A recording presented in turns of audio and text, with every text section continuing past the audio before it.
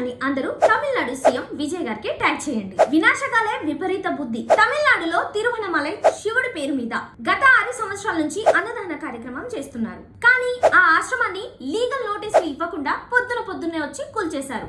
అక్కడ రూల్స్ ఏంటి, అక్కడ పరిస్థితులు ఏంటో అర్థం కావట్లేదు. చెప్పా పెట్టకుండా వచ్చేసి కూల్చేశారు. ఆకలి తీర్చడమే తప్ప పేదవారికి, అక్కడున్న భక్తులకి, ఫుడ్ లేని వాళ్ళకి 3 పూటలా కడుపు నిండా తిండి పెట్టడమే తప్పైపోయింది. దేవాలయాలలో ప్రాంతీయ విభేదాలు ఉండకూడదు. ఇదిలా ఉంటే అరుణాచలంలో అడుగడుగునా మోసాలు చేస్తుంటారు భక్తులని.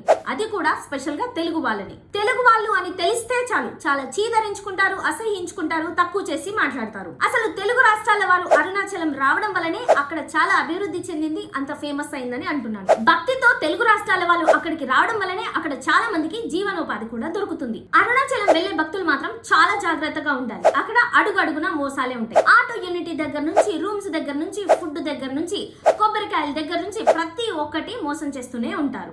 మీకు భాష రాలేదా, ఇంకా మీరు అయిపోయినట్టే. కానీ ఆ అన్నదాన ఆశ్రమాన్ని ఎందుకు కూల్చాల్సి వచ్చింది?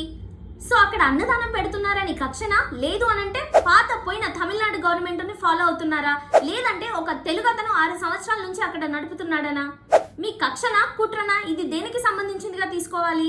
వెంటనే తమిళనాడు సీఎం విజయ్ గారు దీనికి స్పందించాల్సిందిగా కోరుతున్నాం.